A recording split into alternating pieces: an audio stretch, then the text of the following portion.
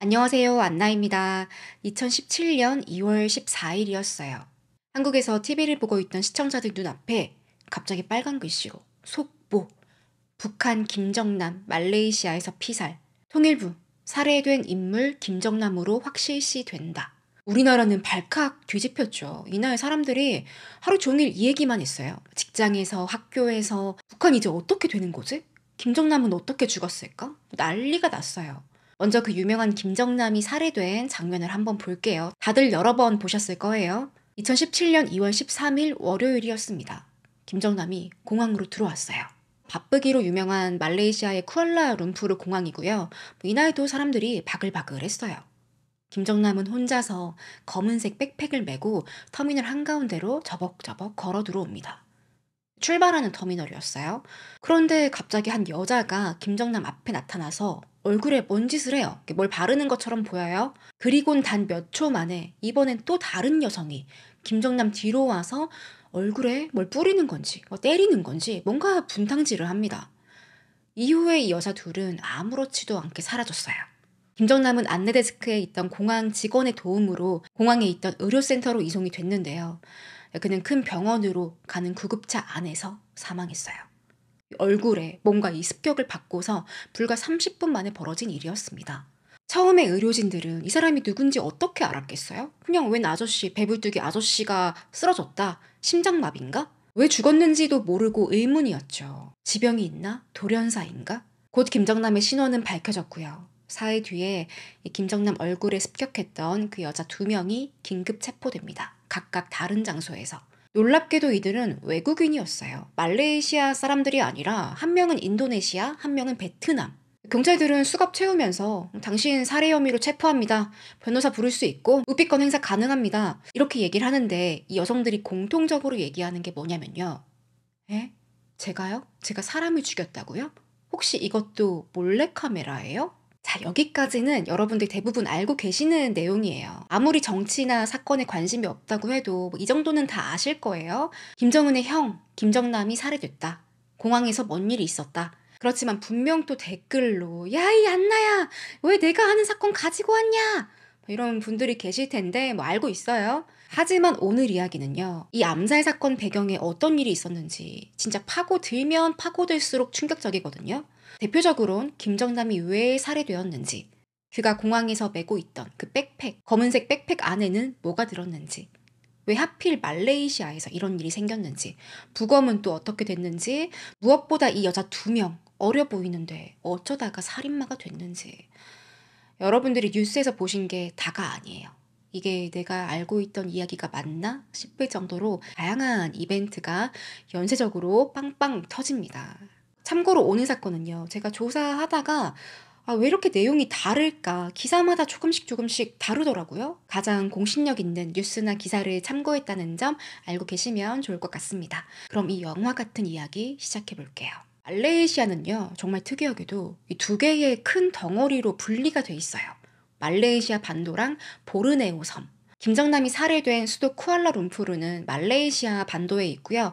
대부분의 인구, 한 80% 이상이 이 반도에 거주한다고 해요. 앞서 말씀드린 대로 김정남이 구급차 안에서 갑자기 죽었어요.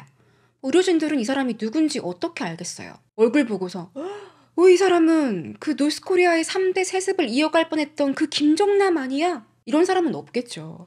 그렇지만 신원을 확인할 수 있는 방법은 있었어요. 공항에 왔으니까 여권을 가지고 왔겠지. 경찰이랑 의료진이 김정남이 메고 있던 검은색 백팩을 뒤졌는데요. 여권이 나왔어요. 정확히는 여권이 아니라 려권.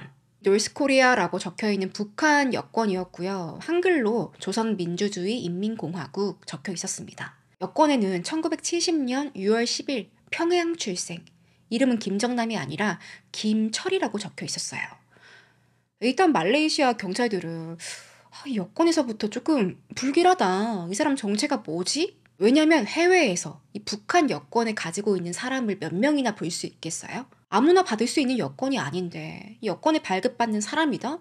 최소 고위 공직자겠죠. 외교관이나 고려항공 직원이거나. 그래서 말레이 경찰들이 이 사람 김철? 북한에서 한 자리 하는 사람인가? 의문을 갖는데요. 가방에는 여권 외에도 막 돈다발도 나옵니다. US 달러로 한 10만 불 정도? 이것도 기사마다 조금씩 달라요. 어디는 10만 불이다, 어디는 13만 불이다 하는데 아무튼 큰 돈이 들어가 있었어요. 1억 3천만 원이 넘게. 누가 현금을, 그것도 국제선 비행기 탈 사람이 이렇게 많이 가지고 있겠어요? 또 수상함을 한번 느껴요. 그리고 작은 박스도 하나 발견됐는데요. 열어보니까 그 안에 유리병, 작은 유리병이 가지런히 보관되어 있어요. 12개가. 아트로핀이라는 약품이었습니다. 북한 사람, 현금, 약품. 말레이시아 경찰은 뭔지 모를 불길한 예감이 가득했어요. 김정남은 부검을 바로 진행합니다. 그런데 부검이가요. 와, 이거 보통 사람이 아닌 것 같은데? 일단 부검하려고 옷을 벗겼는데 김정남 체중이 96kg 정도였다고 해요. 덩치가 좋은 거구예요. 근데 가슴이랑 양쪽 팔, 등, 온몸에 구석구석에 문신이 있어. 색깔도 알록달록한 용, 물고기 이런 거. 무거미는 생긴 것도 좀 험상궂게 생겼는데 문신도 있고 이 사람 어디 야쿠자인가? 사마페 출신인가? 거기 두목인가? 그래서 암살당했을지도 모르겠다. 혼자 이런 생각을 하고 있었어요. 거기다 한 가지 더. 보통 말레이시아에서 부검을 하면요. 가족들이 반대하고 막 부검 중인데 문 두드리고 막 이런 일이 종종 있다곤 해요. 이슬람 국가이기 때문에 부검을 극도로 꺼리거든요. 부검 다 마치고 정리하고 결과 발표하려고 부검이가 준비를 하고 있었는데요. 누가 찾아왔어요. 까만색 양복을 입고 그 김철 시신 빨리 내놓으시라요. 영어로 말했겠죠. 거의 반 협박식으로 달라고 했대요. 시신 달라고. 이 시점에는 일본에서 제일 먼저 김정은 형, 김정남 사망 이 속보가 막 번지고 있었고요. 한국은 물론이고 아시아 국가, 미국 전 세계에서 대서특필되고 있었습니다. 그러니 부검이도 알고 있었겠죠. 너무 무서운 거예요. 내가 부검한 사람이 김정남이라고? 김정은 형이라고? 검시 잘못했다가 나 어떻게 되는 거 아니야? 공포에 질려 있다가 2월 15일에 김정남 사망한 지 이틀 만에 발표를 합니다. 사인은 급사, 사망 원인 정확히 알 수 없음. 대신에 다른 독성 검사나 화학적인 분석이 필요해서 더 큰 병원으로 옮겨졌어요. 쿠알라룸푸르 종합병원으로. 이제 이 의문의 남성들, 검은색 양복 입은 사람들은 대놓고 찾아와요. 처음 김정남 시신을 실은 차가 병원 영안실 앞으로 딱 진입을 하는데요.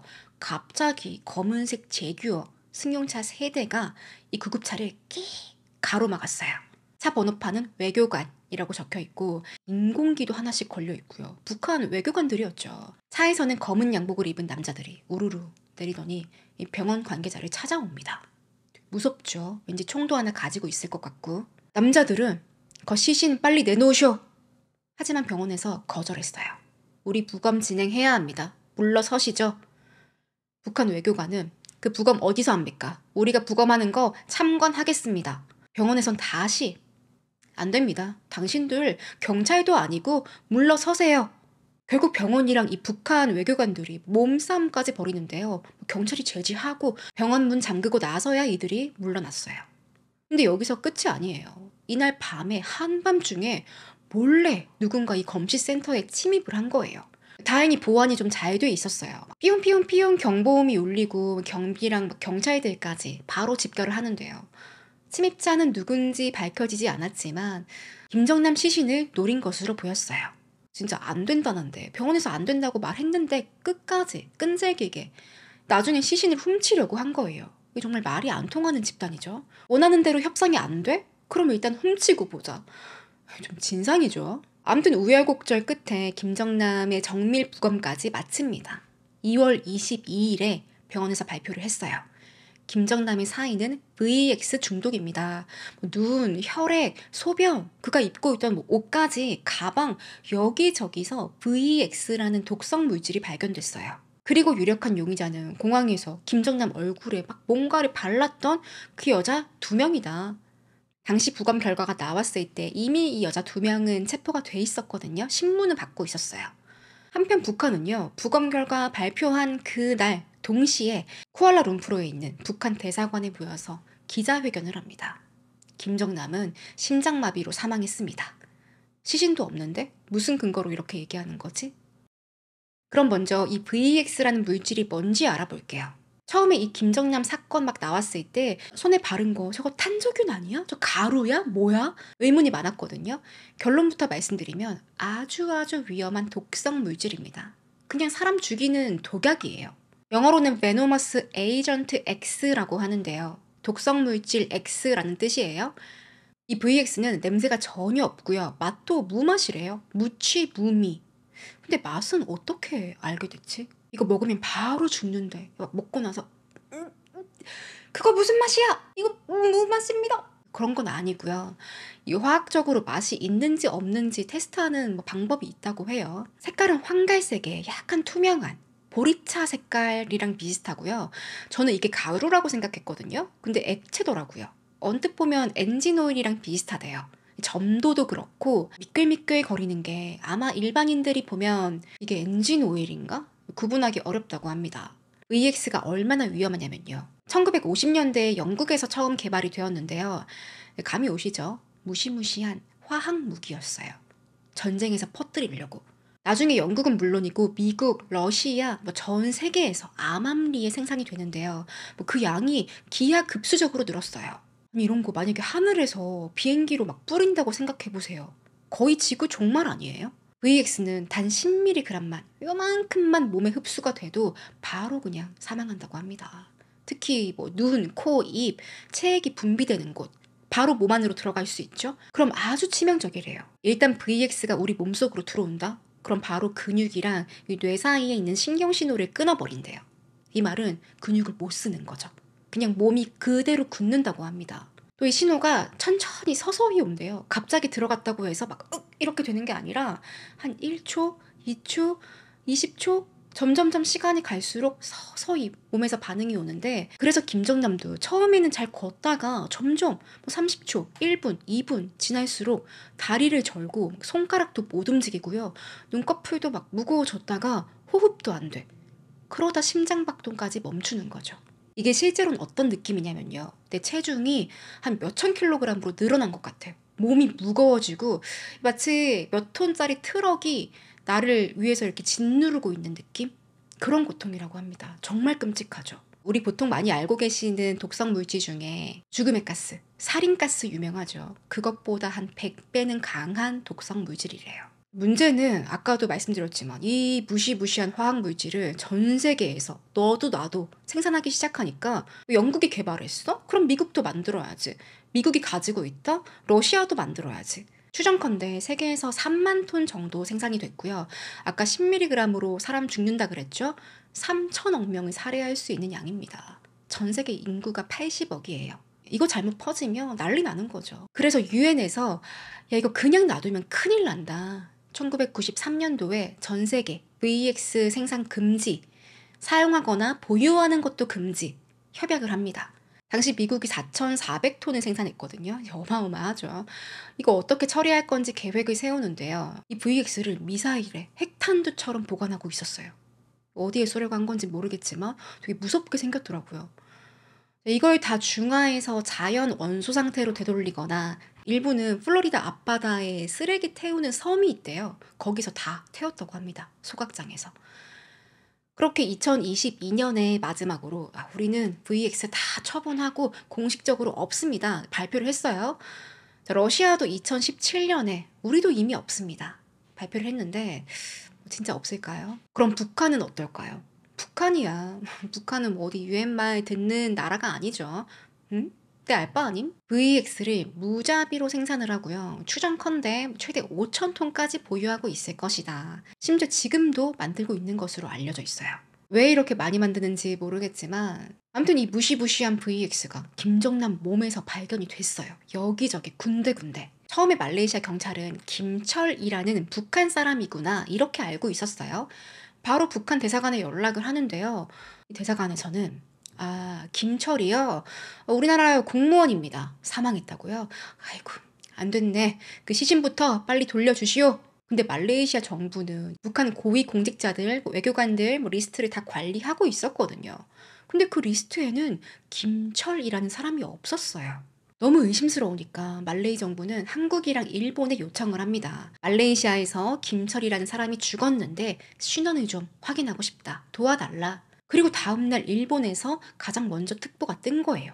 김정남이 살해당했다. 이후에 말레이 경찰은 지문도 확인하고 DNA 검사를 해보니까 정말 이 사망한 김철이 100% 김정남이 맞다. 결론이 나왔어요. 또 나중에는 김정남의 아들 김한솔이 인터뷰도 했죠. 혼자 찍은 영상이 올라왔는데요. 천리만 민방위라는 탈북 단체에서 올렸어요. 김한솔 혼자서 저는 엄마랑 여동생이랑 함께 있습니다. 며칠 전에 아빠 김정남이 살해됐습니다. 이 시점에 경찰은 공항에서 김정남을 습격했던 그 용의자 2명을 체포했는데요. 사건 발생 48시간 만에 베트남 여성 도안 티 흐엉을 쿠알라룸푸르 공항에서 다시 공항으로 왔어요. 도안이. 또 다른 여성 시티 아이샤는 다음날 호텔에서 체포됐습니다. 인도네시아인입니다. 우선 공항 CCTV에 이들이 범행하는 모습이 고스란히 다 잡혀 있잖아요. 김정남 얼굴에 뭔가 해코지를 하고 도망가는 모습. 그리고 얘네가 화장실로 가서 손을 씻거든요. 화장실 들어가는 모습까지 다 포착이 됐어요. 그렇지만 도안이랑 시티는 둘이서 하는 말이 저는요 정말 하늘에 맹세코 살인하지 않았습니다. 그건 유튜브 몰카였어요. 그 사람이 북한 고위 인사라고요? 저는 전혀 모르는 사람이에요. 심지어 시티는 이미 체포가 됐는데 혹시 이것도 몰카예요? 지금 몰카 찍는 거죠? 현실 파악 못하고 막 웃어요. 경찰이 뭐라 했어요. 그래서 웃지 말라고 진지하라고.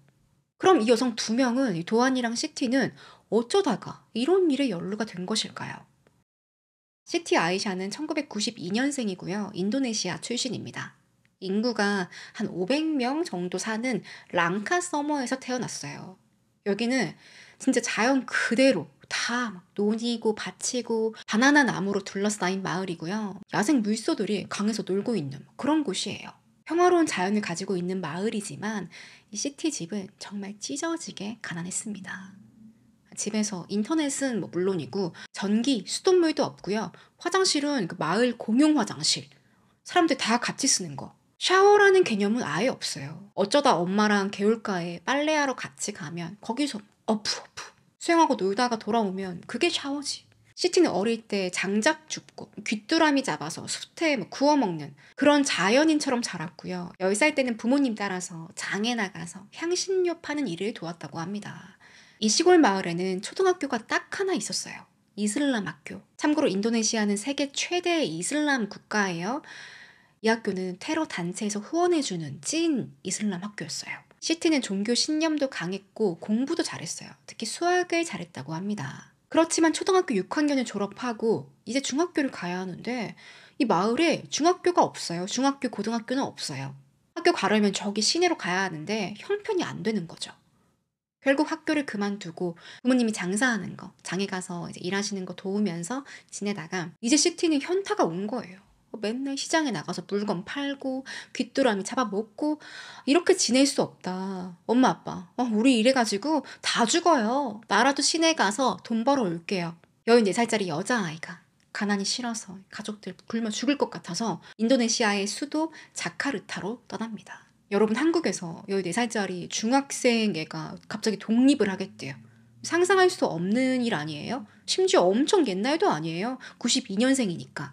하지만 시티의 부모님은 망설임 없이 그래 잘 생각했다. 돈 많이 벌어서 꼬박꼬박 잘 보내고 반면 주변의 이웃 주민들은 걱정을 좀 많이 했대요.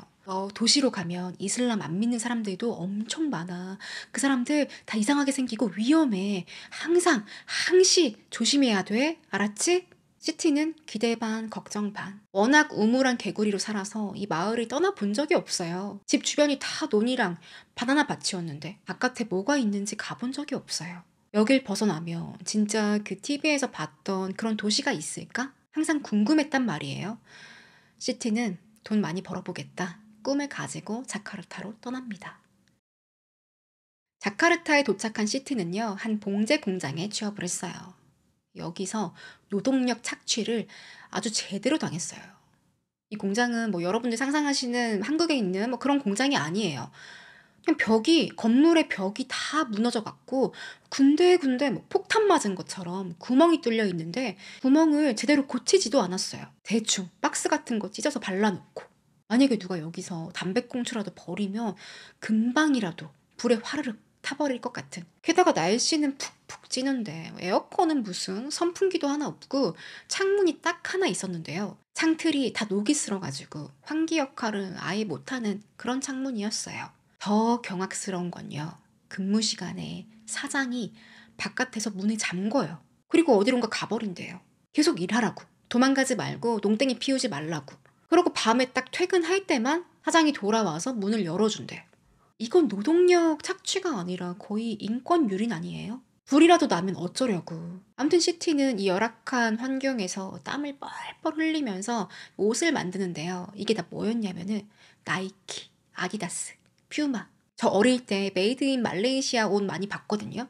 그런 옷들이 만들어지고 있던 공장이었습니다. 그래도 시티는 일할 수 있는 게 어디야. 하루 13시간을 일하고서 한 달에 5만 원 정도 벌었어요. 이 돈은 매달 부모님께 꼬박꼬박 보내는데 그게 너무 감사했대요. 돈을 벌 수 있는 게. 그렇게 2년 동안 묵묵히 일을 하는데요. 이 공장이 자카르타 번화가 바로 옆에 있었대요. 마치 설국열차 꽁지칸이랑 1등 칸처럼 이 번화가에는 높은 빌딩이 있고 삐까번쩍했는데 봉제 공장이 있는 이 슬럼가는 다 낡아빠진 판자촌이었어요. 시티는 소원이 하나 있었는데요. 시내에 있는 스타벅스에 가서 시원한 아이스 커피 한 잔 마시고 싶다. 늘 도시 여성을 동경해오고 있었습니다. 시티는 이렇게 바쁜 와중에도 연애는 했어요. 이 봉제 공장 그 악덕 사장님 아들이랑 눈이 맞아가지고 16살 때 결혼을 했고요. 리오라는 아들도 낳았어요. 하지만 이렇게 잘 살았다면 좋았을 텐데 이 회사가 망한 거예요. 2011년도에. 시티 가족은 거의 도망가다시피 말레이시아의 쿠알라룸푸르로 떠납니다. 우리 새로운 곳에서 새롭게 잘 시작해보자. 참고로 말레이시아랑 인도네시아는 엄청 가까워요. 그래서 거의 100만 명이 넘는 인도네시아 사람들이 말레이시아로 넘어가서 일을 한대요. 그 중에 절반은 불법 체류자. 시티 가족도 마찬가지였어요. 일단 한 달짜리 관광 비자를 주거든요. 그 비자로 들어와서 비자가 만료되기 전에 빨리 배를 타고 말레이시아로 잠시 갔다가 다시 돌아오는 거예요. 이걸 한 달에 한 번씩 하는 거죠. 여기서 남편은 웨이터로 일하고 시티는 옷가게에서 일을 하는데요. 둘이 아무리 일을 해도 이렇게 버는 돈으로는 아들까지 세 식구가 먹고 살기에 너무 빠듯한 거예요. 결국에 시티는 남편 몰래 몸을 팔기로 합니다. 당시 매춘부가 하루에 한 5천 원에서 10,000원 정도 벌었다고 해요. 그러다 얼마 안 가서 남편이랑 이혼을 하게 됐어요. 정확한 이혼 사연은 알려지지 않았지만 경제적인 문제도 있고 여러 가지 불화가 생겼을 거예요. 양육권은 남편이 가지고 시티는 혼자 지내는데요. 그녀는 여전히 밤일을 했습니다. 주로 호텔에 출장 마사지로 가서 일을 하거나 일이 없을 때는 저기 쿠알라룸푸르에 있는 다운타운에 가는데요. 여긴 한밤중에도 환하게 불을 켜놓고 영업을 하는 클럽, 술집, 레스토랑, 유흥업소가 이렇게 쫙 깔려 있대요. 이 업소들 앞에는 베트남이나 인도네시아 여성들이 한 손에 휴대폰, 한 손에는 담배를 들고서 호객 행위를 하고 있었어요. 관광객들 상대로 하룻밤을 유혹하는 거예요. 시티도 이 여성들 중에 한 명이었습니다. 시티가 주로 들락날락했던 클럽은요. 더 비치 클럽 카페라는 곳이었어요. 지금은 폐업을 했더라고요. 낮에는 카페였고 저녁에는 맥주나 피자 이런 거 팔고 밤 10시 반이 지나면 막 대화를 못할 정도로 시끄러운 음악 소리가 나오고 아가씨들이 옷을 야하게 입고 댄스 파티를 벌입니다. 손님들은 춤추다가 더 과하게 가는 사람들은 매춤까지 하는 그런 클럽이었어요. 시티는 여기서 운이 좋을 때는 하루에 한 4만 원 정도 넘게 벌었다고 하고요. 이 돈 대부분은 여전히 고향에 있는 가족들에게 보내지고 있었어요. 그러던 2017년 어느 날이었어요. 시티는 평소처럼 이 클럽에 출근을 했는데요. 이날은 손님이 없었어요. 허탕 치고서 그냥 집에 일찍 가려고 택시를 기다리고 있었어요. 마침 시티처럼 퇴근하는 아가씨들이 다들 택시 잡으려고 줄을 서 있었는데요. 시티, 이리 좀 와봐. 택시 기사 중에서 존이라는 남자가 말을 겁니다.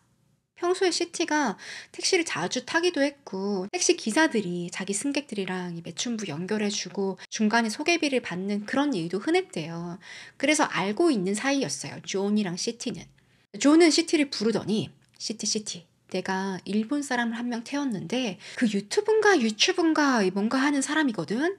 아무튼 나한테 배우할 사람이 없냐고 물어보던데 돈을 엄청 많이 준대. 너가 한번 해볼래? 너가 딱일 것 같아. 당시 시티는 24살이었어요. 아직 어린 나이죠. 그리고 늘 이 마음 한켠에 배우가 되고 싶다, 성공하고 싶다, 이런 마음을 가지고 있었고, 뭐 주변의 친구들이나 택시 기사들에게도 막 은연중에 이런 얘기를 했대요. 나 연예인이 되고 싶어. 배우가 하고 싶어. 그래서 존이 시티에게 가장 먼저 물어본 거예요. 시티는 유튜브요? 배우? 얼마 준대요? 그게 한 편 찍을 때 100불 준대. 100불은 13만 원 정도예요. 거절하기 힘든 솔깃한 제안이었습니다. 존, 나 그 일본 사람 소개 좀 시켜줘요. 그렇게 명함을 하나 받았어요. 연락처랑 제임스라는 이름이 적혀 있었어요. 시티는 신나가지고 막 자기 친구들, 동료 그 매춘부들에게 자랑처럼 얘기를 했어요. 그러자 이 친구 중에 한 명이 야, 유튜브 나오는데 100불 준다고? 그거 100% 야동 찍는 거야. 속지 마. 시티는 그래. 나처럼 뭐 연기 경험도 없는데 100불이나 주겠어? 진짜 야동이면 어쩌지? 그래도 100불은 큰 돈인데 고민을 좀 하다가 연락을 합니다. 제임스한테. 2017년 1월에 쿠알라룸푸르에 있는 파빌리온이라는 큰 쇼핑몰에서 둘이 만났어요. 여기가 되게 유명한 고급 쇼핑몰이라고 해요. 안녕하세요. 그 제임스입니다. 의외로 제임스가 옷도 되게 깔끔하게 입고 나왔고요. 한 30살 정도 젊어 보였고 되게 나이스해 보이는 사람이었어요. 뭐 야동 찍는 그런 막 음흉한 그런 사람이 아니었어. 시티는 안녕하세요. 저는 니디아입니다. 가명으로 소개했어요. 둘은 대화를 좀 나누는데요. 근데 말이 잘 안 통해요. 제임스는 영어도 잘 안 됐고 뭐 말레이어, 인니어 다 안 됐어. 둘은 구글 번역기 돌려가면서 막 몸짓, 발짓으로 대화를 해요. 그리고 좀 대화를 나누는데 일단 시티의 우려와는 다르게 이게 야동은 아니었어요. 진짜 제임스는 자기 채널, 그 일본 채널 보여주면서 내가 일본에서 대형 유튜브 채널 몇 개를 가지고 있는데 그 중에 하나가 몰래카메라다. 그렇게 알려주고요. 출연 제의를 합니다. 시티는 1도 고민하지 않고 바로 수락했어요. 이제 본격적으로 몰카가 촬영되는데요. 그 전에 제임스가 자기 회사 직원들이라면서 몇 명을 더 소개시켜줬어요. 여기는 우리 채널 사장님 미스터 장입니다. 미스터 장은 인니어, 일본어, 한국어, 세계 국어를 유창하게 하는데요.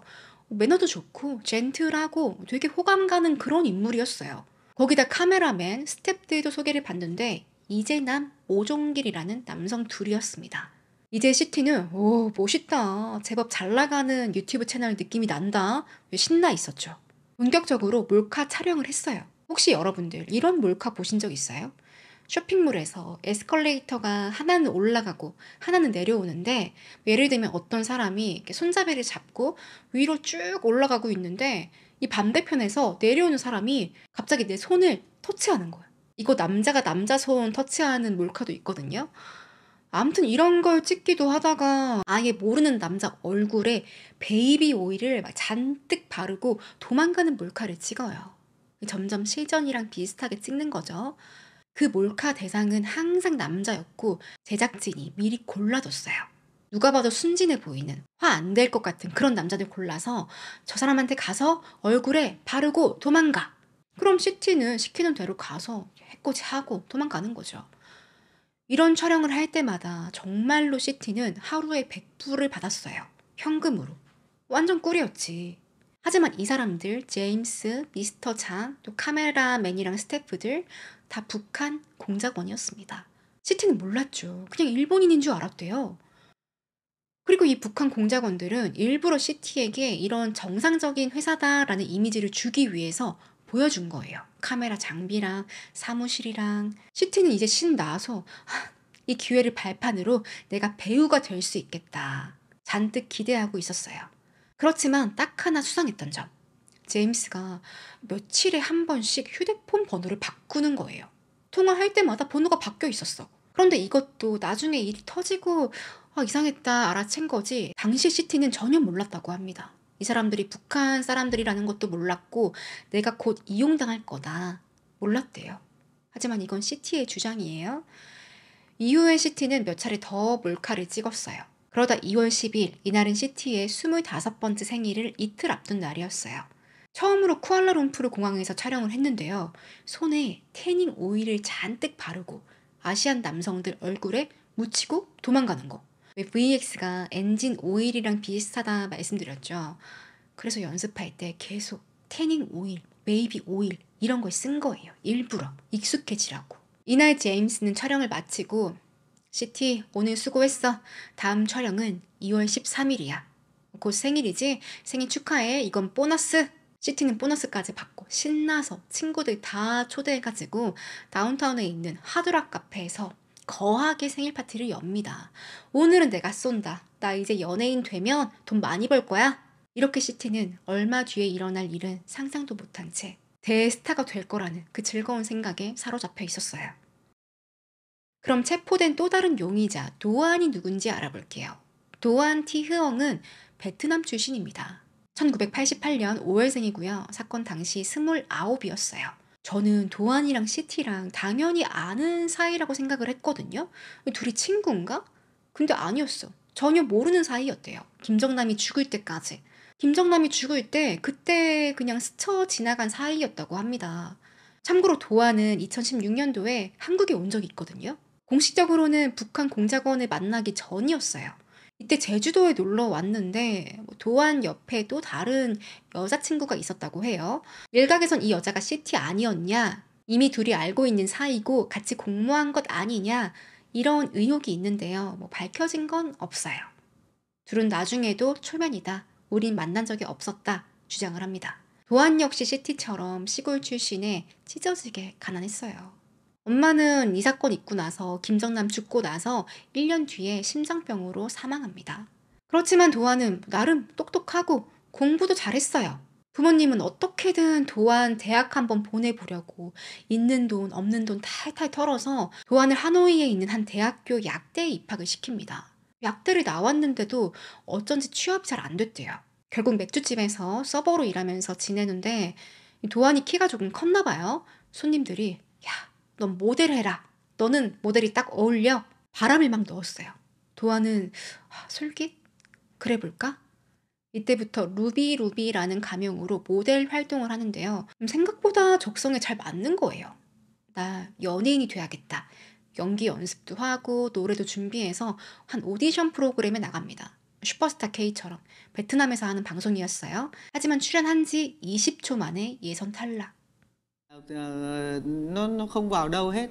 Anh mong ngừng thời gian trôi để những dấu yêu sẽ không phai mờ.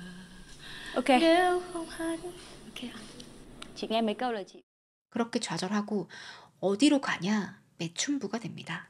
시티처럼. 그러다 같이 일하던 친구 중에 한 명이 도안에게 이런 제안을 하는 거예요. 내가 알게 된 한국인이 있는데 그 유튜브 채널을 엄청 큰 거 운영하나 봐. 거기서 배우가 필요하대. 너 한번 해볼래? 도안은 궁금하죠. 배우가 꿈이었는데. 그렇게 2016년 12월에 김정남 사망 2달 전이에요. 도안이 하노이 다운타운에 있는 한 바에서 미스터 Y라는 남자를 만나요. 도안, 저는 유튜브에서 몰카 코미디를 만들고 있는 미스터 Y입니다. 저는 한국 연예기획사에서 그 캐스팅도 담당하고 있어요. 이 사람도 앞서 등장한 제임스처럼 깔끔하게 생겼어요. 후광이 번쩍했대요. 거기다가 캐스팅? 그것도 도안이 제일 좋아하는 한국 K컬처? 또 미스터 Y는 베트남어도 능숙하게 합니다. 왜 우리도 백인이나 흑인이 한국어 잘하는 거 보면 좀 신기해 보일 때 있죠? 비슷한 느낌이었어요. 둘은 대화를 좀 나누다가 미스터 Y가 손을 딱 내밀고 도안, 우리 한번 잘해봅시다. 내가 당신을 제2의 블랙핑크로 만들어. 도안은 눈빛이 초롱초롱해서 네, 잘 부탁합니다. 참 어린 나이에 연예인 시켜주겠다고 하니까 미스터 Y가 누군지도 모르고 혹한 거예요. 미스터 Y는 도안이 경계를 풀 수 있도록 잘 대해줍니다. 좋은 데 가서 밥도 먹고 선물도 사주고요. 아쿠아리움에 가서 물고기랑 사진도 찍고 둘이 거의 데이트를 해요. 이때 도안이 동영상을 찍었거든요. 이 동영상에도 미스터 Y가 나오는데 이후에 크리스마스 때 선물도 줘요. 이거 거의 썸 타는 거 아닌가? 도안이 나중에 이 상황에 대해서 인터뷰를 하거든요. 실제로 미스터 Y가 좀 좋았대. 남자로 느껴졌고 떨렸다고 합니다. 그렇지만 미스터 Y는 리지현이라는 북한 공작원이었고 주 베트남 북한 대사의 아들이었어요. 베트남에서 한 10년 넘게 살아서 그래서 이 베트남어가 유창한 거예요. 처음으로 도안이 시도한 몰카는 대형 극장에 가서 모르는 사람 볼에다가 뽀뽀하고 도망가기. 근데 이거 성추행 아니에요? 이걸 도안에게 시켰는데 계속 실패하는 거예요. 미스터 Y는 괜찮아 괜찮아 이번엔 손에 로션을 발라서 뒤에서 사람 얼굴 뒤에 바르고 도망가자. 이건 도안이 자연스럽게 성공을 했어요. 약간 이런 것도 계획적이었을 것 같아. 좀 하기 힘든 민망한 막 뽀뽀 이런 걸 몰카로 시키면 하기 어려울 거 아니에요. 머뭇머뭇 하는데 나중에 이제 그러면 좀 쉬운 걸로 합시다. 손에 로션을 묻히고 사람 얼굴에 다시 발라. 그럼 상대적으로 좀 쉬워 보이니까 금방 할 수 있겠지. 무서운 놈들이에요. 자, 이렇게 도안은 사람 얼굴에 뭔가를 바르는 이 몰카를 무려 9번이나 합니다. 그렇게 약 2달이 지난 2017년 2월 어느 날 도안 이제 우리 말레이시아에 가서 촬영을 좀 하자. 도안은 내가 비행기 타고 출장 간다고? 진짜 연예인이 된 기분이었대요. 가기 전에 친구들한테 자랑하고 데뷔 앞둔 아이들처럼 신나 있었어요. 도안도 미스터 Y에게서 이상한 점을 몇 가지 느끼는데요. 첫 번째는 그의 휴대폰 번호가 자주 바뀐다. 제임스랑 비슷하죠. 또 두 번째는 미스터 Y가 도안을 데리고 여기저기 놀러를 많이 갔어요. 하루는 몰카에 실패했어요. 한 슈퍼마켓에서 몰카를 촬영하려고 했는데 사람이 너무 없어가지고 미스터 Y가 모르겠다 그냥 놀러 갑시다 그러면서 웬 중년 남자를 불러냈어요. 처음 보는 남자였대요. 도안은. 도안 여기는 하나모리입니다. 내 보스예요.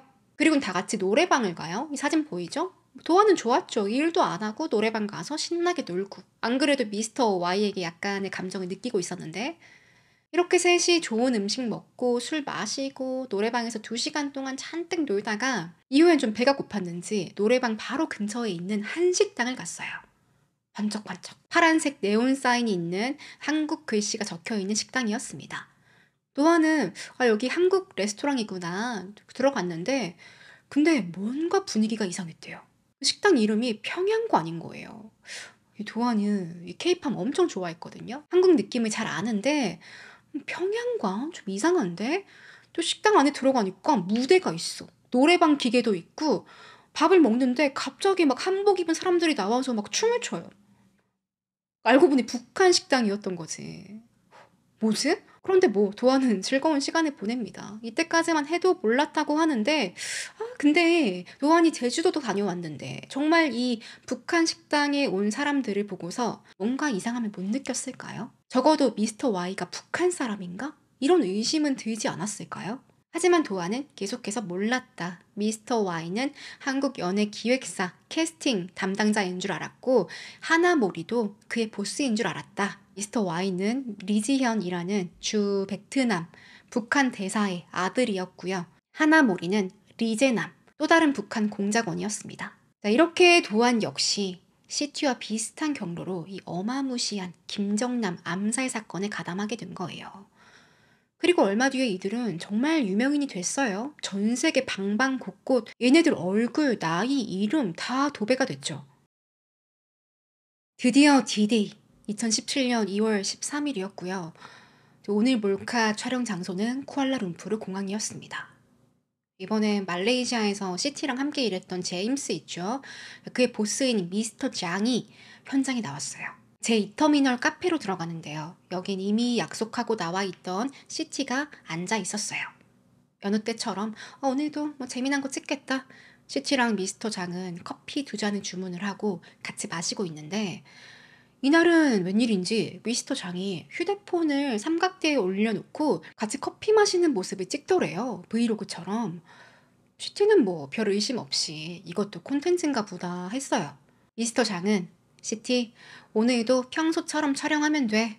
내가 손에 오일을 짜줄 테니까 내가 지목하는 사람한테 가서 오일을 잔뜩 묻히는 거야. 알았지? 최대한 많이 골고루 발라야 돼. 미스터 장은 시티 손에 오일을 찍찍 발라주는데요. 시티는 이상하다. 오늘은 오일 색깔이 좀 진한데요? 이거 무슨 오일이에요? 오늘은 좀 다른 거 사봤어. 그냥 이거 그 사람 얼굴에 잘 바르면 돼. 알았지? 그리고 오늘은 다른 멤버도 올 거야. 너가 먼저 오일 바르고 나면 또 누가 와서 한 번 더 바를 거거든? 알고 있으라고. CT는 그 사람 2번 당하고 진짜 짜증나겠다. 이번 컨텐츠 좀 재밌겠네요. 한편 도안도 베트남에서 쿠알라룸푸르에 도착을 했어요. 도안이 공항에 등장하는 장면이 CCTV에 잡히는데요.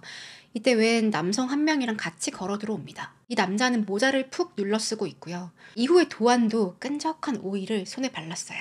도안, 늘 했던 대로 내가 말하는 사람 뒤에 가서 얼굴에 잘 바르면 돼. 알았지? CT랑 도안은 동시에 출격할 준비를 하고 있었습니다. 그리고 큐! 사인과 함께 출발했어요. 김정남은 혼자서 공항에 들어왔고요. 공항 그 항공편 보여주는 전광판 있죠. 큰 거. 그 앞의 서성이다가 무인발권기 쪽으로 향하는데요. 시간은 오전 8시 59분이었어요. 공항이 제일 바쁜 시간. 김정남은 에어아시아 키오스크에 가서 터치를 하려고 하는 순간 CT가 갑자기 뒤에서 다가옵니다. 뭔가 인기척을 느낀 김정남은 누구지? 하고 획 돌아봤는데요. CT가 기습적으로 김정남 얼굴에 손에 막 비벼요. 김정남은 깜짝 놀라서 아이씨 뭐야? 정색하면서 쳐다보는데 그 순간 CT는 이미 멀찌감치 걸어가고 있어요. 그는 당황스러우니까 입을 벌리면서 멍하니 이게 무슨 일이지? 어이없어 하는데 이때 도안이 뒤에서 CT랑 똑같은 방법으로 김정남 얼굴에 손을 막 비빕니다. 아이씨 지금 뭐 하는 거야? 김정남은 이번에 도안의 팔을 덥석 잡았어요. 못 도망가게. Who are you? Sorry. 살짝 웃으면서 낄낄낄거리면서 도망갑니다. 김정남은 짜증났죠. 이게 무슨 일인가. 이제 바로 급한 대로 공항 안내데스크에 있는 직원들을 찾아가는데요. 진짜 한 20초, 30초 지날 때마다 점점 얼굴에 따끈따끈 이상한 느낌이 드는 거예요. 아니 뭐야, 뭐지? 얼굴을 만지는데 만질 때마다 따끔따끔 기분 나쁜 통증이 느껴집니다. 이게 점점 심해지더니 이젠 뭐 따끔이 아니라 마치 가시나무 덤불을 뭉탱이로 내 얼굴을 휘갈기는 것처럼. 이건 뭔가 잘못됐다. 김정남은 평소에도 내가 암살에 노출된 사람이다 본인이 잘 알고 있었어요. 이제 바로 공항 직원한테 이제 뭐라 설명을 하고 Very painful, very painful. I was sprayed liquid. 너무 아프다. 너무 아프고 얼굴에 뭐가 뿌려졌다. 직원들은 바로 경찰 불렀고요. 경찰이랑 직원이랑 함께 공항에 있는 의료센터로 갔어요. 가는 동안에도 너무 아파가지고 제가 아까 말씀드렸죠. 이 VX가 몸에 들어오면 몇 톤의 무게가 내 몸을 짓누르고 있는 듯한 그런 고통이래요. 아마 김정남은 말로 표현할 수 없는 고통을 느꼈을 거예요. 처음에 의료센터에서 그를 접수하던 간호사는 김정남이 겉으로 봤을 땐 멀쩡해 보였거든요. 별로 심각하다고 생각하지 않았대요. 이름 뭔가요? My name is 김철. 여기 앉아 계시고 이름 부르면 그때 들어오세요. 다른 환자들처럼 똑같이 대기시켰어요. 그러고 한 1, 2분 지났을까요? 갑자기 덜커덕 김정남이 배를 내밀고 이 대기하는 의자에 이렇게 앉아가지고 가죽 의자에서 그대로 쓰러진 거예요. 가슴에는 그가 걸고 있던 목걸이가 있었는데요. 그게 위아래로 찰랑찰랑 거리면서 움직이는데 이 목걸이에 펜던트가 달려 있었거든요. 거기 그의 아내와 아들의 이름이 새겨져 있었습니다. 의료진들은 이거 비상이다. 김정남 근육이 점점 경직되고 있었고요. 눈에 초점도 나가고 호흡은 점점 가빠지고 있고 김철! 김철! 몸을 아무리 흔들어도 대답을 못해요. 그는 바로 구급차에 실려서 인근에 있는 종합병원으로 이송이 되는데요.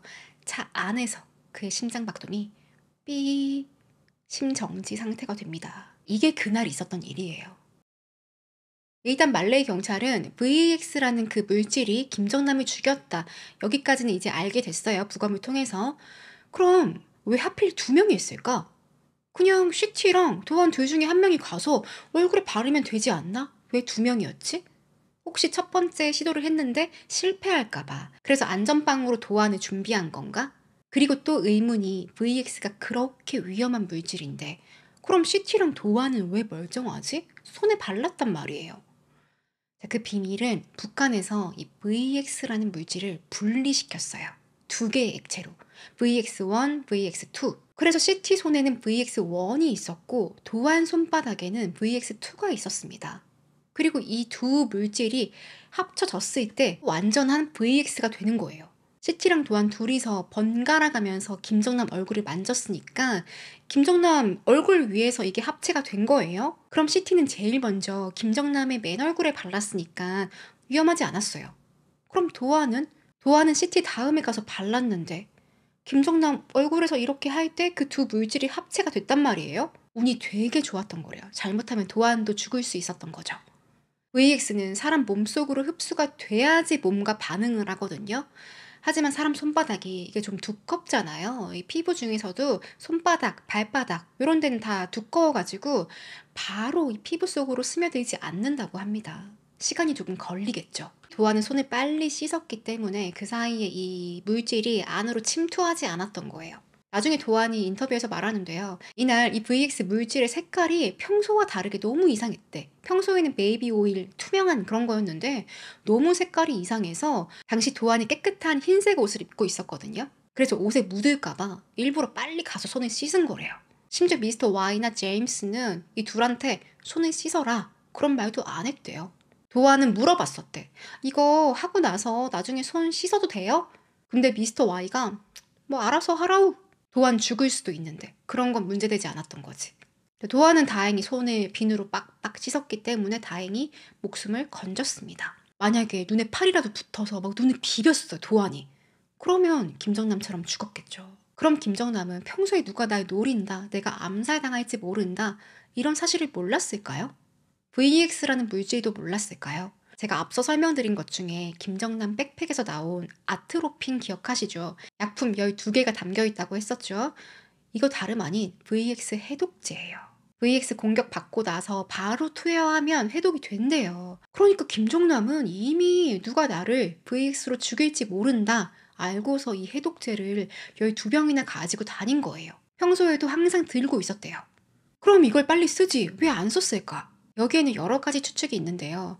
먼저 이 여자애들이 내 얼굴에 뭔 짓을 했는지 정확히 몰랐던 거예요. 이게 뭐 정말 장난인지 테러인지 암살인지 너무 짧은 시간에 벌어진 일이었기 때문에 그냥 좀 몸이 안 좋나? 이 정도로 생각을 했을 수도 있고 점점 몸이 굽고 몸이 아파오니까 혹시 그게 VX인가? 알아차린 순간에는 이미 끝났죠. 또 한 가지 추측은 이 해독제를 멀쩡한 사람에게 VX를 투여하지 않은 사람이 맞게 되면 그게 또 위험할 수 있다고 합니다. 그러니까 섣불리 해독제를 쓸 수 없는 거죠. 의사한테 가서 진단을 먼저 받아야겠다 그 생각을 하다가 죽어버린 걸 수도 있고. 그렇다면 김정남은 도대체 왜 죽어야 했을까요? 보통 뉴스에 나온 건 김정은이 위기의식을 느끼고 이복형인 김정남을 살해했다. 김정남은 미국의 스파이였다. 이 정도로 알고 계시죠? 일단 김정남은 김정일의 장남이에요. 백두혈통, 로얄 블러드의 상징. 김정일의 첫 번째 여자, 성혜림 사이에서 태어났고요. 알고 계시는 분들도 많으시겠지만 김정일과 성혜림은 불륜입니다. 정식 와이프가 아니에요. 또 성혜림은 가정이 있었거든요. 딸도 있었어요. 잘 살고 있던 이 부부를 강제로 이혼시키고 남편이랑 딸은 해외로 보내버리고요. 아빠 몰래, 김일성 몰래 만났어요. 동거하다가 애까지 낳고. 그게 바로 김정남이에요. 이 사진은 아주 유명한 사진이에요. 김정일과 김정남이 앉아있고 뒤에 나이가 좀 있는 여성은 성혜랑입니다. 성혜림의 언니예요. 그리고 언니의 딸과 아들. 이 아들이 이한영. 탈북해서 북한 폭로하다가 암살당한 그 이한영이에요. 북한에서 이름은 이일남인데요. 탈북 후에 이한영으로 개명을 했다고 해요. 이한영과 김정남은 사촌지간이죠. 형제처럼 가까운 사이였대요. 사진만 봤을 땐 김정남은 그냥 평범한 꼬맹이처럼 보이는데요. 그가 어릴 때 아빠 김종일은 자기 집무실에 데려가서 책상이랑 의자를 보여주고요. 정남아, 한번 앉아봐. 넌 내 후계자다. 말했었고 김정남이 살던 거대한 맨션이 있어요. 하인들이 100명 넘게 있고 경호원들은 24시간 철통경비 거의 500명이 상주했다고 합니다. 그럼 정남이의 어린 시절은 어땠을까? 매너가 똥이었대요. 말 그대로 안하무이, 버르장머리 없고 또 관저에서 공사한 당원들하고 함께 지낼 거 아니에요?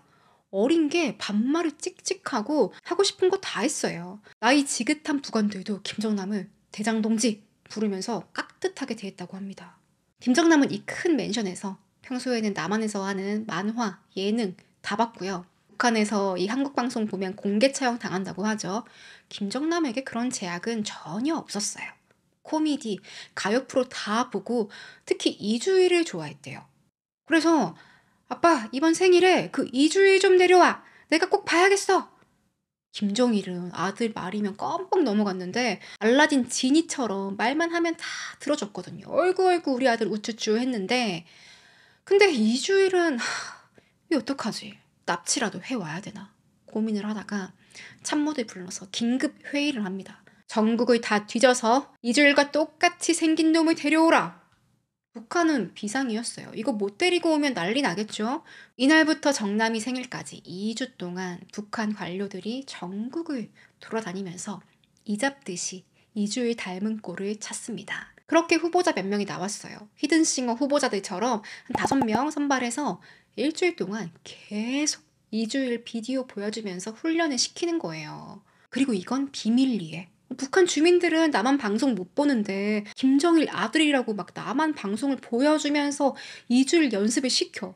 이거 알려지면 안 되지. 그래서 몰래 숨어가지고 이 이주일 흉내 내기, 콩나물 팍팍 묻혔습니까? 성대모사 연습을 합니다. 대망의 김정남 생일 때 에이스 이주일, 감쪽같이 이주일을 따라하는 사람을 딱 내보내는데요. 김정남이 다 보고 나서 그 고생했어. 그 연기한다고 수고 많았어. 속지 않았어요. 가짜라는 걸 알게 된 거예요. 그래도 고생했다고 김정남이 이제 인삼주를 하사했다고 합니다. 입 다물라고. 1978년도에 최은희 씨 납치 사건이 있었죠. 신상욱 감독까지 납북됐던 사건. 하마터면 이주일 씨도 북한으로 갈 뻔했어요. 그리고 또 하나 황당한 에피소드가 있는데요. 자, 어느 날 김정남이 고려항공 비행기를 타고 경호원들이랑 어디로 가고 있었어요. 어디 해외로 가고 있었나 봐요. 마침 건너편 자리에 이 나이 지긋한 노동당 간부가 이렇게 앉아있는데 머리가 없었어. 대머리셨어요. 그분이 졸려가지고 이제 입을 딱 벌리고 하면서 자고 있었던 거예요. 코도 드르렁 그르렁 하면서. 당시 어떤 분위기였을지 모르겠지만 그래도 해외로 가는 고려항공 비행기니까 뭐 외국인도 타고 있었나 보죠. 이게 어린 김정남에게 거슬리는 거예요. 일어나서 그 자리에 딱 가더니 그 아저씨의 반짝반짝한 그 머리를 손바닥으로 딱 때리면서 그렇게 추하게 입 벌리고 자면서 나라망신 다 시키는구만. 간부인데 고위 간부인데 화들짝 놀라가지고 어디 이 어린 놈의 자식이요. 버르장머리 없이 니네 아빠 누구야? 우리 아빠 김정일이다. 이 아저씨는 어디 감히 위대한 수령님 이름을 입에 함부로 올려 막 호통을 치는데요. 경호원이 막 달려오더니 저기 진짜 수령님 아들 김정남 동무입니다. 이 사태 파악한 아저씨는 고개를 조아리면서 아이고 죄송합니다. 몰라 뵀습니다. 쩔쩔 맸어요. 또 김정남 생일 때는 몇 달 전부터 그 생일 파티 TF가 꾸려져요. 아까 이주일 찾는 것처럼 생일 선물을 전 세계를 돌아다니면서 구하는 거예요. 일본, 홍콩, 싱가포르, 독일, 오스트리아. 보통은 뭐 옷이나 신발, 게임기, 시계, 또 금으로 만든 장난감, 권총 이런 게 있었고요. 김정남이 살던 맨션이 300평 규모였거든요. 거기 개인 오락실이 있는데 매년 생일마다 기계들을 싹 바뀐대요. 최신식으로. 생일에만 매년 100만 불을 썼다 그런 기사가 있던데요. 13억이거든요. 이게 가능할까 싶어요. 100만 불은 좀 잘못된 거 아닌가?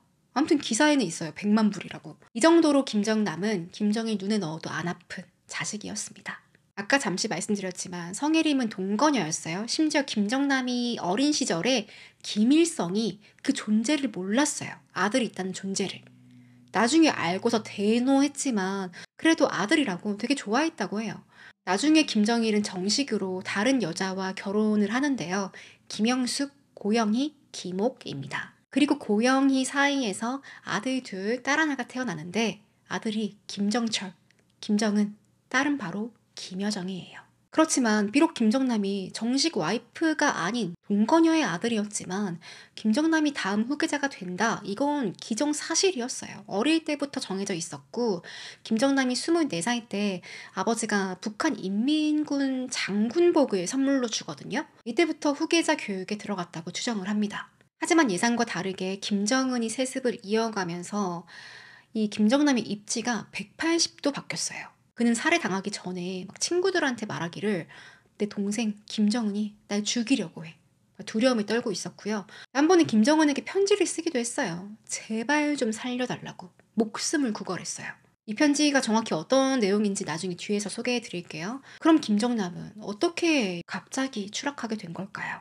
김정남은 1979년에 9살이 되었을 때 유학을 갑니다.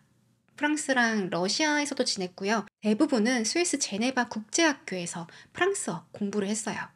그런데 왜 하필 스위스였을까? 여러분 미드나 영화에서 그런 장면 보신 적 있어요? 막 언니랑 동생이 막 싸워.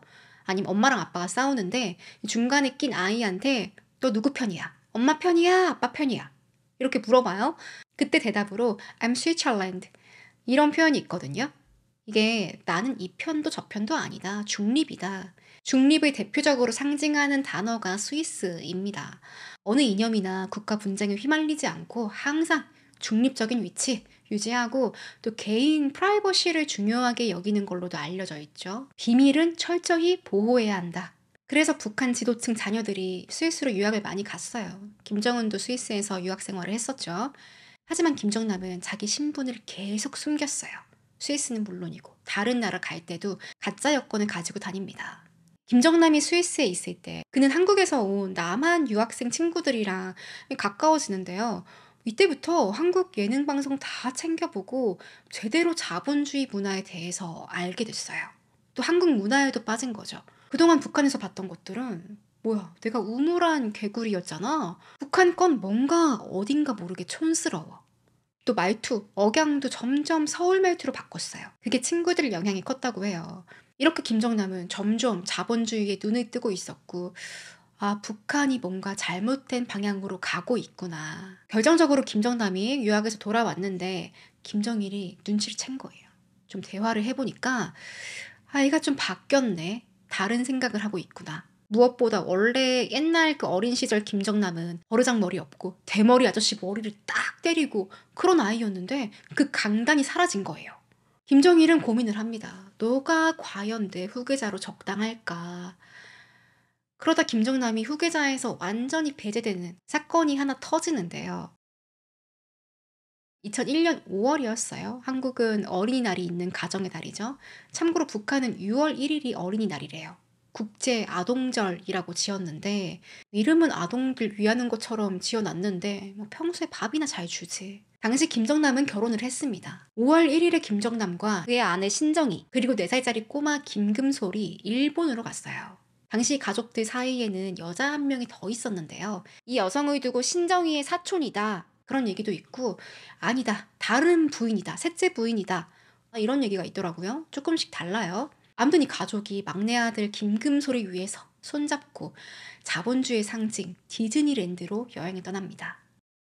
김정남 일행은 나리타 공항 입국 심사장에 도착을 했는데요. 이 뚱뚱한 곰같이 생긴 김정남의 입국이 거절됐어요. 제가 왜 뚱뚱한 곰이라고 표현했는지 이따 말씀드릴게요. 어쩌다 입국이 거절됐나 그 이유에 대해서는 여러 가지 소문이 있는데요. 가장 유력한 게 김정은의 엄마 고영이가 꼬질렀다. 일부러 자기 아들 후계자 만들려고 김정남을 팽시켜버리려고. 그리고 김정남이 가지고 있던 여권이 위조 여권이었어요. 도미니칸 공화국 여권이었는데 중국 이름으로 팡숑이라고 적혀 있었거든요. 이게 중국어로 뚱뚱한 곰이라는 뜻이에요. 아무튼 당시 김정남은 위조 여권 가지고 만엔짜리 지폐랑 100달러짜리 지폐를 한 3cm 두께로 요만큼 가지고 있었고요. 이거 거의 지갑이 접히지도 않았을 거예요. 또 손목에는 다이아몬드가 가득 박힌 롤렉스 시계를 차고 있고 신정희는 루이비통 가방을 들고 있었습니다. 참고로 북한 고난의 행군이 1999년까지였거든요. 그 시기에 김씨 일가는 엄청난 사치를 즐긴 거죠. 이렇게 입국이 거부되자 김정남은 저는 그냥 사업가입니다. 라고 소개를 했지만 얼마 안 가서 이거 보통 사람 아닌 것 같은데 일본이 눈치를 채고 북한에서 조금 높은 사람인 것 같다 파악하고서 3일 만에 바로 추방시켜버렸어요. 김정남은 쫓겨나면서도 혹시나 기자들이 붙을까봐 베이징으로 가는 비행기 1등석 전 좌석을 모두 구매해서 조용히 도망갑니다. 하지만 이 소식은 얼마 안 가서 전 세계 언론에 다 퍼지는데요. 이걸 알고 김정일이 대노했죠. 어디 갈 데가 없어가지고 공산주의의 아들이 자본주의의 끝판왕 디즈니랜드에 가 위조 여권 가지고. 원래 김정일은 김정남을 데리고 공식 행보를 하려고 했어요. 중국 순방 갈 때 데려가려고 했거든요. 김정남 너 안 되겠다. 김정일 혼자 갔어요. 이 일을 가지고 김정남이 후계 구도에서 완전히 사라졌다라는 추정이 있습니다. 그렇다면 정말 디즈니랜드 때문이었을까요? 놀이공원 갈 수 있는 거 아닌가? 솔직히 김정일은 자기는 그럼 뭐 북한산만 다 사용하나? 그건 또 아니거든요. 어차피 김정일도 자본주의 국가에서 나온 그런 물건들 다 구해서 쓰고 있었거든요. 미국 영화, 한국 영화, 드라마, DVD로 다 수집해가지고 보고 있었고, 김정일이 영화광이었다는 건 많이 알고 계실 거예요. 또 일본에서 요리사 후지모토 겐지 고용해가지고 초호화 오마카세를 먹고요.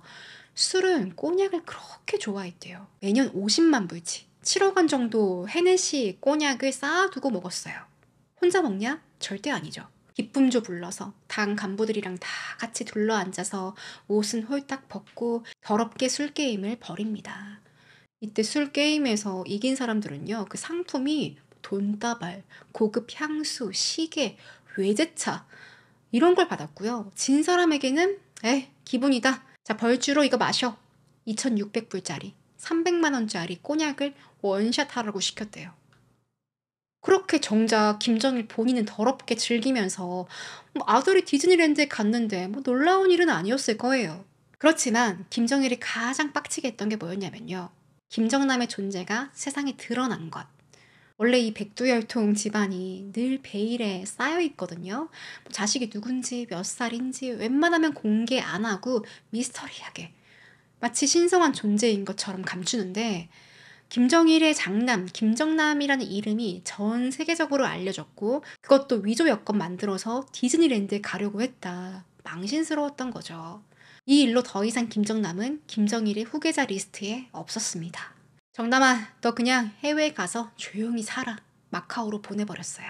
이후에 금전적인 지원은 계속했어요. 김정남 가족은 싱가포르, 홍콩, 프랑스 다니면서 이후에도 정신 못 차리고 계속 도박을 즐겼다고 합니다. 하지만 나중에 아버지 김정일이 사망하고 나서는 거의 금전적인 지원을 못 받았대요. 그러다 결국 2011년에 김정일이 사망을 했어요.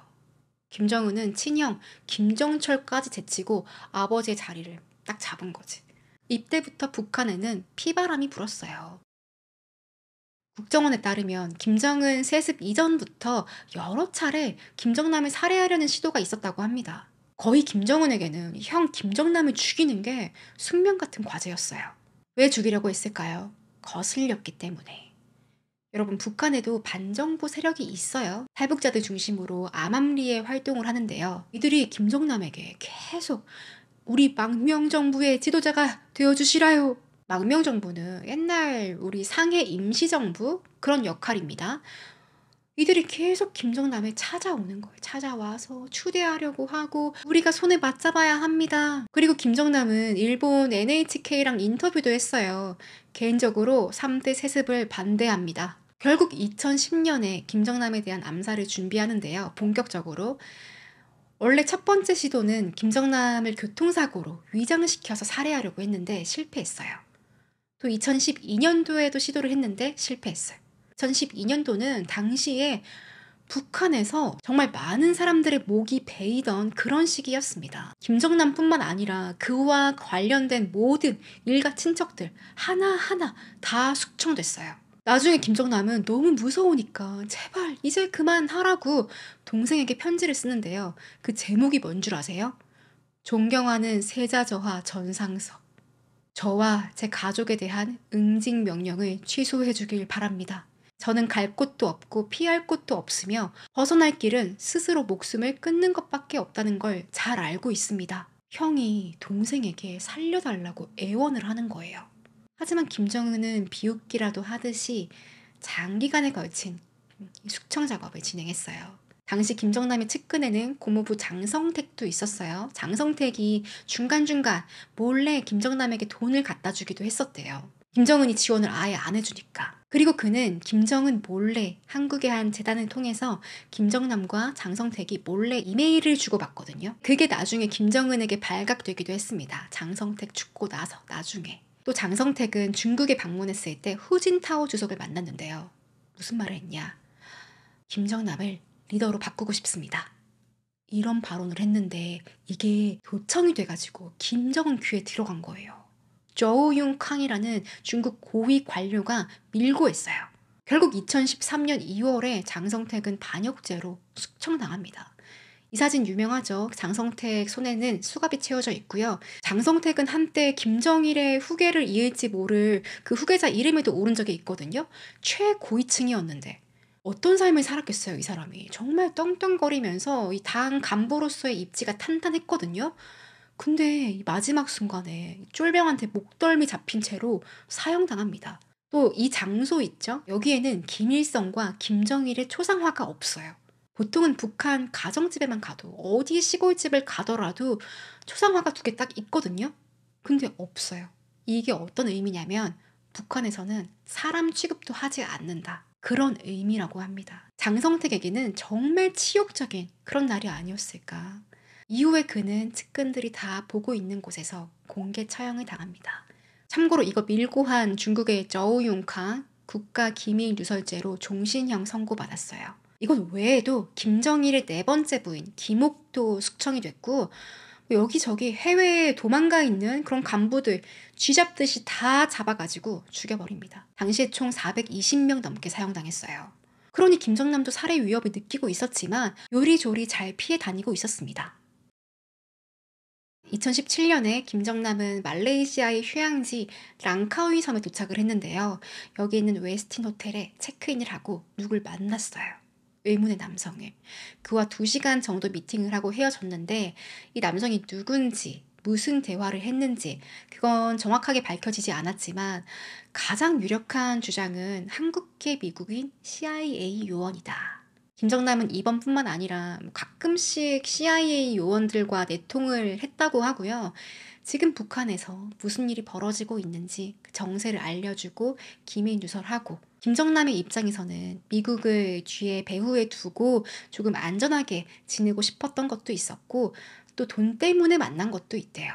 실제 북한 고위 관료들이 이런 식으로 비밀스럽게 정보를 많이 판다고 합니다. 월급만 받고 먹고 살기는 너무 힘드니까. 아무리 외교관, 대사직이라고 하더라도 겉으로 직함만 멀쩡해 보이지 완전 거지래요. 실제 김정남은 금전적으로 힘들었어요. 아버지 돌아가시고 나서 김정은이 다 경제적인 지원을 끊었지. 또 그나마 도와주고 있던 장성택도 처형당했지. 과거에 아버지 살아계실 때는 여전히 사치하고 호텔도 5성급만 다니고 한 끼에 25만 원 하는 이탈리안 레스토랑이나 일식집에 가서 밥을 먹었는데 김정은이 정권에 딱 잡고 나서는 돈줄이 막힌 거예요.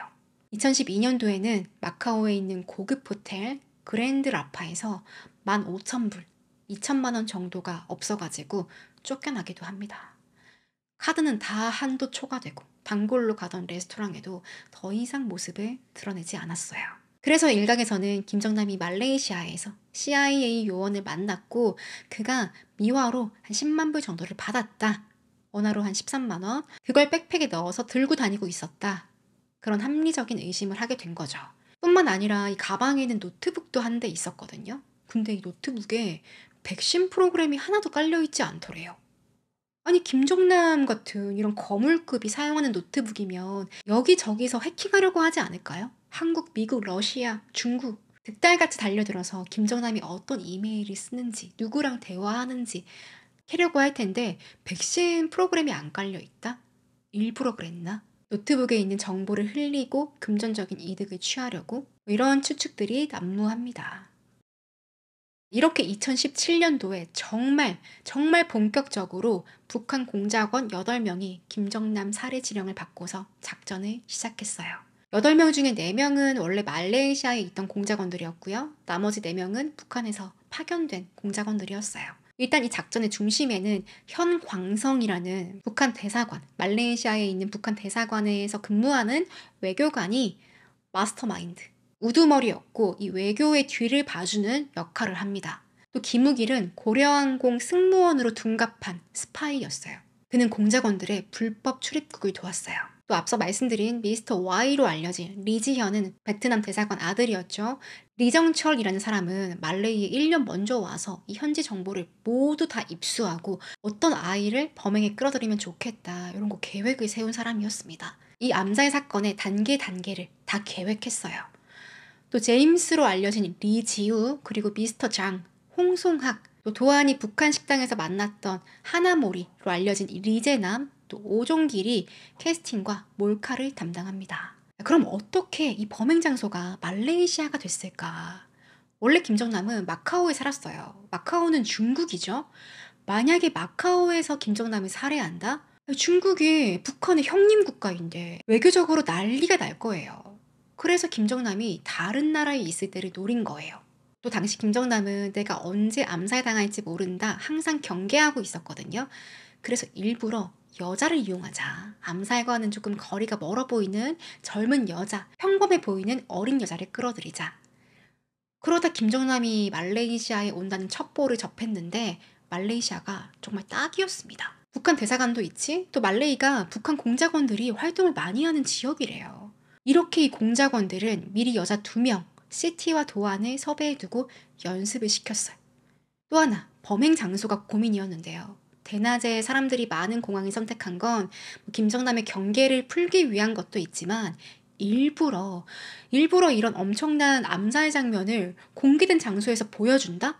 그럼 전 세계의 이목을 끌 수 있을 거 아니에요. 특히 김정은이 나이가 어려가지고 너가 무슨 통치자냐 말이 되게 많이 나오고 있었거든요. 그래서 나도 뭔가 보여줄 수 있다. 내가 무서운 놈이다. 너네들에게 위협적인 존재다. 이 메시지를 주려고 일부러 사람들이 많은 공항을 선택했어요. 실제 이목을 끌긴 했죠. 이 공항 CCTV 장면이 정말 전 세계 언론에서 보도가 됐으니까. 김정남이 사망하고 나서 죽자마자 이 공작원 8명 중에 4명은 그날 바로 도망갑니다. 리제남, 오종길, 리지연, 홍송학인데요. 진짜 회괴한 게 이 사람들이 여권이 없어요. 어떻게 말레이시아에 들어왔는지도 알 수가 없어. 아마 북한이 배나 비행기로 미입국을 시켰을 것이다 추정을 하고요. 도망간 경로를 봐도 바로 말레이시아에서 비행기를 타고 평양으로 간 게 아니라 어디 두바이를 갔다가 블라디보스톡을 거쳐서 평양으로 갔대요. 아무튼 귀괴하죠. 이후의 사건은 북한과 말레이시아의 외교에 엄청난 균열을 일으키는데요. 이 두 나라 관계 문제뿐만이 아니라 말레이시아가 정말 큰 피해를 봅니다. 일단 공항 전체가 살인사건 현장 아니에요? 일시적으로 폐쇄하고 위험한 물질이니까 이거 제거하는 작업에 들어가요. 치안, 보안 시스템 더 강해지고 관광이랑 무역에도 타격이 와요. 누가 놀러 가고 싶겠어요? 공항에서 사람이 죽었는데 국가 이미지는 추락하고 일시적인 거긴 했지만 말레이 금융시장에도 타격이 옵니다. 아니 북한이 말레이에 똥 싸고 하고 간 거예요. 결국 말레이시아 정부는 북한 외교관들 전원 강제 추방하겠다. 48시간 안에 떠나지 않으면 체포할 거다. 엄포를 놓는데요. 이를 듣고 가만히 있을 북한이 아니죠. 북한 정부는 북한에 거주하는 말레이시아인들을 반대로 출국을 못하게 가둬버립니다. 아오지 탄광에 보내든지 죽여버리겠다. 아니, 진짜 일반적인 나라에서 외국인이 문제를 일으켜요? 그럼 쫓겨나는 게, 추방시키는 게 처벌인데 북한은 못 나가게 하는 게 처벌이에요. 제발 저를 좀 추방시켜주세요. 빌어야 돼. 희한한 나라죠. 당시 북한에는 총 9명의 말레이시안이 거주하고 있었는데요. 북한은 김철, 시신 보내주고 아직 말레이 남아있는 우리 북한 외무부, 보위부 4명을 북한으로 보내라우. 그래야 말레이시안들 출국시켜주겠다. 이건 일반인들을 인질로 잡고 협박하는 거예요. 당시 8명 중에 4명은 북으로 갔죠. 두바이랑 러시아 거쳐가지고 갔는데 3명, 리지우, 형광성, 김우길은 북한 대사관에 숨어 있었고요. 나머지 1명, 리정철, 딱 1명이 체포됐어요. 근데 이것도 증거가 없는 거예요. 이들이 김정남을 살해했다는 증거가 없으니까 금방 풀어줍니다. 계속 북한은 김정남이 아니다. 그 사람은 김철이고 심장마비로 죽었다. 주장하고 있고 이제 말레이 정부는 좋다. 김정남 시신 받으려면 유가족이 있어야 한다. 북한은 늘 내세우는 게 가짜죠. 가짜 가족. 리영이라는 인물을 만들어서 이 사람이 가족입니다. 실제 가족, 아들 김한솔 따로 있는데 북한에게 이런 건 중요하지 않아요. 무대뽀를 일단 우기고 보는 거지. 두 나라의 관계는 점점 악화됐어요. 원래 말레이시아는 북한의 그나마 우호적인 나라였거든요. 북한의 첫 무비자 협정국이 말레이시아라고 합니다. 그 정도로 관계가 좋았는데 서로 망상, 거짓 이런 표현을 쓰면서 말레이 내부에서는 북한이랑 단교해야 된다. 그런 목소리까지 나왔어요. 극단적인 표현으로는 전쟁 직전이었다고도 해요. 결국 말레이는 울며 겨자 먹기로 3월 31일에 김정남 시신을 비행기에 실어서 보냅니다. 그 비행기에는요, 북한 공작원 4명도 함께 타고 있었어요. 편안하게 임무 완수하고 자국으로 왔지. 이제 2명의 억울한 용의자만 남았습니다. 시티와 도안은요, 일단 사건 직후에 이들의 행방을 한번 볼게요. 이 둘은 바로 화장실로 갔어요. 걸어가서 손 씻고 비누로 씻고 집으로 갑니다. 택시 타고. 처음에는 이게 몰카 촬영이니까 빨리 제임스나 뭐 미스터 Y, 미스터 장을 만나야지 이 생각에 카페에도 가보고 전화도 해보고 막 둘러봤대요. 근데 없어. 원래는 이렇게 촬영하고 나면 돈도 받고 수고했다 인사하고 헤어지는데 어디 갔지? 그래서 그냥 집으로 갔대요. 그러는 동안에 경찰이 CCTV를 보고서 용의자가 누군가 확인을 했겠죠. 이렇게 이날 밤을 넘긴 새벽 2시에 말레이 경찰은 쿠알라룸푸르에 있는 플라밍고 호텔을 찾아갑니다. 이곳 3층의 한 객실로 들어가는데요. 이 시티가 원래 매춘부였잖아요. 이날 일하고 있었던 거예요. 출장 마사지. 경찰은 바로 습격해서 총 겨누고 남자 옷 입고 시티 너 준비하고 빨리 나와. 수갑 채워가지고 데려갑니다. 도안은 이틀 뒤에 체포가 되었는데요. 이게 되게 웃긴 게 도안은 범행 후에 미스터 Y, 리지연에게 문자를 받았어요. 이틀 전에 몰카 되게 즐거웠다. 돈은 내가 다음번 촬영할 때 줄게. 이런 칭찬과 함께 자, 이번에 또 같은 컨셉으로 같은 장소에서 우리가 만나야 돼. 몰카 하나 더 찍어야 하니까 만나서 얘기하자. 쿠알라룸푸르 공항으로 부른 거예요. 그래서 도안은 아무것도 모르고 공항에 나옵니다. 똑같은 화장을 하고 옷도 비슷한 옷을 입고. 그렇지만 이미 말레이 경찰이 도안을 잡으려고 혈안이 되어 있었는데 바로 저 여자 잡아! 체포됐죠. 도안은 베트남 사람이죠. 말레이어도 할 줄 몰라요. 심지어 머그샷 찍을 때까지도 자기가 뭐 누굴 죽였는지 지금 이게 무슨 일인지 전혀 몰랐다고 합니다. 자, 이렇게 시티와 도안은 1급 살인 혐의로 말레이 경찰에 체포가 됐어요. 이때까지도 제가 아까 말씀드렸죠. 시티는 이거 몰카예요? 이런 소리 했다가 경찰에게 한 소리 들었어요. 시티와 도안은 점점 사태의 심각성을 느끼고 피말리는 시간을 보냅니다. 둘은 같은 구치소 옆방에 나란히 수감이 되었는데요. 말레이시아는 2023년 4월 3일에 공식적으로 사형이 폐지가 됐는데요. 그 전까지는 있었어요.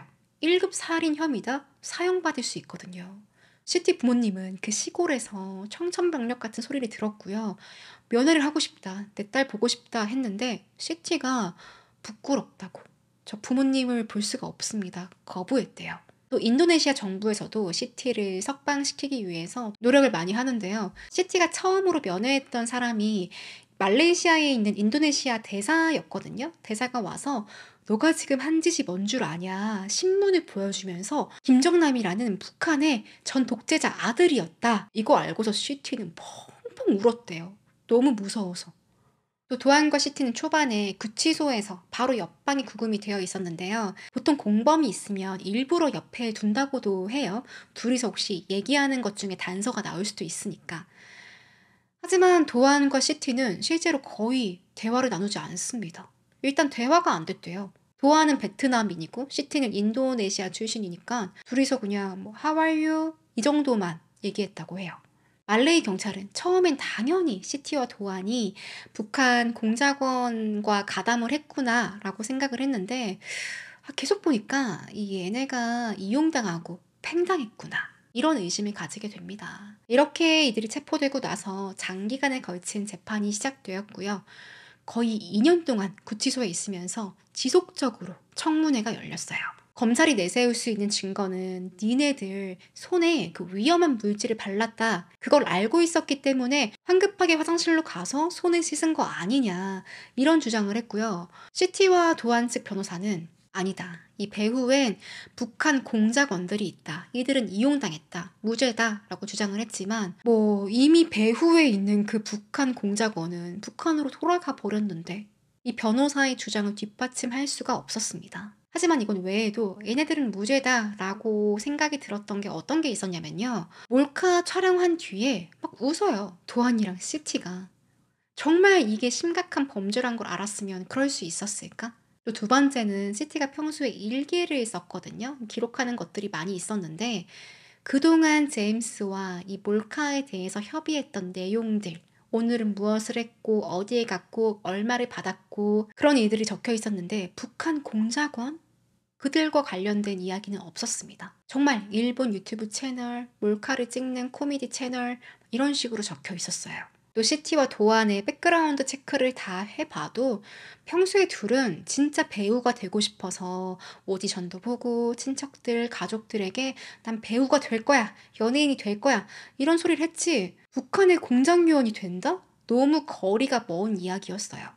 또 도안은 미스터 Y의 연락을 받고서 범행을 한 뒤에 다시 쿠알라룸푸르 공항에 갔잖아요. 얘가 정말 살인자라면 왜 다시 범행 현장에 왔겠냐. 이렇게 공개된 장소에. 당연히 체포가 될지 모른다라는 걸 알았을 텐데 이렇게 아무렇지도 않게 와가지고 공항에서 두리번 거리고 있는 건 전혀 북한 정부와 관련 있는 사람이 아니다 라고 말합니다. 그리고 2019년 3월 11일 덜커덩 하고 시티 아이샤의 감옥 문이 열립니다. 교도관은 시티 아이샤 석방이다. 시티는 이날까지도 내가 출소가 된다는 걸 전혀 모르고 있었어요. 이렇게 석방이 가능했던 건 인도네시아 정부의 도움이었는데요. 인도네시아의 대통령 포함해서 외교부 최고의 변호사들 다 고용해가지고 적극적으로 이 시티의 무죄를 주장합니다. 그렇게 시티는 무죄로 풀려났어요. 한편 도안은 아직 감옥에 있었는데요. 베트남 정부도 뭔가 노력을 하긴 했는데 인도네시아처럼 그렇게 적극적이진 않았어요. 그렇지만 얼마 뒤에 시티 석방된 지 2달 뒤에 도안도 석방이 됩니다. 상해죄로. 2년형을 받았거든요. 하지만 이미 수감을 했기 때문에 그녀는 바로 석방이 됐어요. 이렇게 북한의 거물급 인사 백두혈통의 김정남 살인사건이 마무리되었습니다. 참고로 그의 가족들 김한솔과 여동생 또 김정남의 와이프 리혜경은 행방이 묘연합니다. 가장 유력한 게 미국에서 보호하고 있을 것이다. 북한이 미국에서는 그런 테러를 못하겠지. 따라서 미국에 있을 가능성이 크고요. 정확한 행방은 알려지지 않았어요. 다음에 기회가 되면 또 다른 북한 이야기도 준비해 올게요. 그럼 다음 시간에 뵐게요.